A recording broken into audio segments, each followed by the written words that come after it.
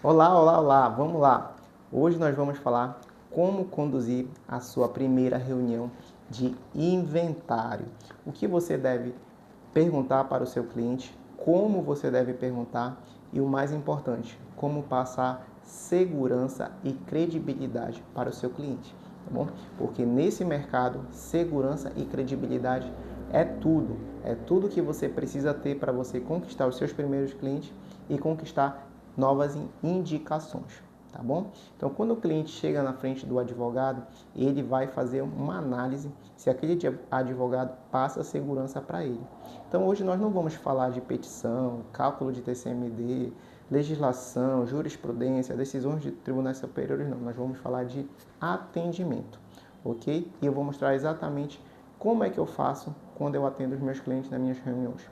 Eu criei uma metodologia, um checklist, perguntas que têm que ser feitas ao seu cliente para que o processo evolua, ande de maneira mais célere possível, porque em inventários, tempo é dinheiro. E se você perder tempo, você vai perder dinheiro do seu cliente e a sua credibilidade. Então, o primeiro passo é você entender a dinâmica familiar. Então, você vai fazer perguntas simples para o seu cliente, né? Você vai entender quem foi que faleceu, quando faleceu, qual era o estado civil dessa pessoa, se ele era solteiro, casado ou tinha uma união estável. Se casado, você vai perguntar qual regime de bens ele tinha como cônjuge e se ele deixou filhos, né? E se já havia filhos pré-morto ou pós-morto. O que é filho pré-morto? É aquele filho que falece antes do pai ou da mãe. E pós-morto é aquele filho que falece depois do pai ou da mãe. Isso faz toda a diferença, tá? Porque se o filho for pré-morto, não haverá necessidade de abrir um segundo inventário se ele deixou herdeiro, porque esse herdeiro do herdeiro vai entrar por representação ali. Agora, se ele foi pós-morto, se ele faleceu depois do pai, depois da mãe, haverá necessidade de abrir um segundo inventário. E eu já vi advogado, juiz e promotor errar isso, e quando chegar lá na hora de registrar o inventário no cartório de imóveis, se depararam com a situação de ter fazer um segundo inventário. E isso fez com que a família perdesse muito tempo e dinheiro. E adivinha só, a credibilidade do advogado foi por água abaixo, tá bom? E aí, depois que você faz todas essas perguntas, você entende a dinâmica familiar, você vai explicar sobre as possibilidades do inventário, que existe inventário judicial e extrajudicial.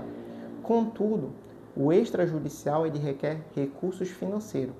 Os clientes vão precisar pagar o imposto e a taxa de cartório à vista. Então você tem que perguntar para os seus clientes se eles estão de acordo em pagar essas taxas e se todos os herdeiros são maiores e capazes. Se houver algum herdeiro incapaz, provavelmente o processo vai para a justiça. Apesar de hoje existir a possibilidade de fazer o inventário extrajudicial com incapazes, muitos cartórios ainda criam objeções sobre isso. Então acaba que você tem que ir para a justiça quando há herdeiros incapazes, tá? E no terceiro momento você vai fazer o levantamento dos bens. Aí sim você vai falar de patrimônio, depois que você já entendeu a família e já entendeu a condição dessa família. Você vai ver se existe imóveis, se existe empresa, se o falecido deixou dinheiro em banco, deixou FGTS, previdência privada, seguro de vida, ok?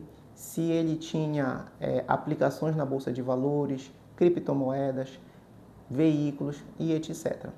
Se você precisar de extratos atualizados da conta bancária, de aplicações financeiras, da bolsa de valores, você vai precisar de um inventariante, você vai ter que nomear um inventariante. Através de um cartório, você vai até o cartório e faz uma escritura de inventariante, ou você vai dar entrada no processo e vai pedir para o juiz nomear um inventariante. Com o documento que nomeia o inventariante, você vai até essas instituições e pede os extratos atualizados, ok? No segundo momento, você vai verificar o que pode atrasar o inventário. Isso aqui é essencial, tá bom?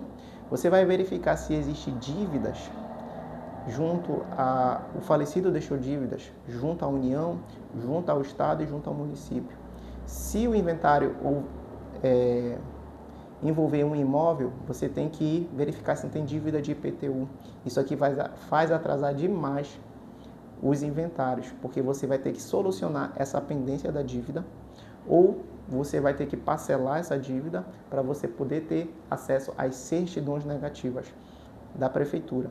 Se o falecido deixou de repente uma dívida de IPVA, deixou um veículo há muito tempo atrasado, essa dívida foi para a dívida ativa do Estado, vai constar lá na Receita Estadual, você vai ter que solucionar isso também, ou pagando ou fazendo um parcelamento.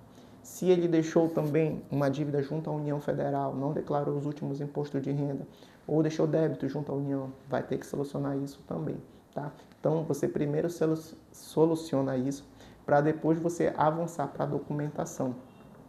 E aí você vai verificar se as certidões estão atualizadas. Se os herdeiros forem casados, tem que constar os documentos do cônjuge. Se houver algum herdeiro viúvo ou divorciado, tem que averbar o divórcio ou o óbito na certidão de casamento. Lembrando que certidões de casamento, nascimento e óbito só valem por 90 dias. Então, é o documento que você vai tirar por último se você for fazer o inventário extrajudicial, porque os cartórios exigem documentos atualizados, tá? E certidão de imóvel só vale por 30 dias. Então, você primeiro vai resolver as pendências para depois atualizar a documentação. Senão, você vai cometer o erro que eu cometi no meu primeiro inventário. Atualizei toda a documentação, tinha pendências de IPTU, fui resolver, o tempo passou, tive que atualizar de novo. E aí o cliente perde tempo e dinheiro, ok? E aí, por último, você vai verificar se há testamento.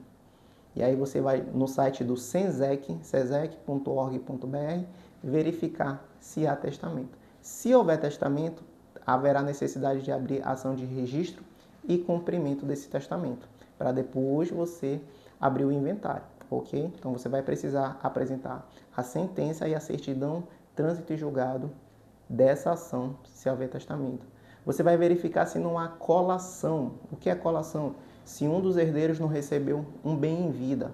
Se você de repente representa só um dos herdeiros, os outros dois herdeiros podem solicitar aquele adiantamento da herança e fazer com que esse bem seja chamado para ser dividido no inventário, ok? Você vai verificar se existe um bem que tem conflito, porque às vezes tem 3, 4 bens, mas só um é motivo de litígio. Você pode deixar para partilhar esse bem em outro momento. E aí você faz o inventário extrajudicial, ou até mesmo judicial, mas que seja consensual, dos outros 3 bens. Ah, os herdeiros estão brigando apenas por causa de um bem, separa esse bem, deixa para inventariar depois, e mantém os outros 3, 4 bens partilhados entre eles, ok? Então, assim, sempre leve esse checklist para suas reuniões de inventário. Até hoje eu levo, mesmo já tendo uma certa experiência. Por quê? Porque você pode perder uma informação que vai fazer você perder tempo e dinheiro, ok? Então, na próxima aula nós vamos falar um pouquinho mais sobre isso e eu vou deixar um checklist aqui para você usar nas suas reuniões de inventário. Não deixe de curtir, comentar, compartilhar aqui o nosso canal e venha se inscrever para que você aprenda um pouco mais aí, tenha mais experiência na área de inventário e sucessão, tá certo? Um abraço!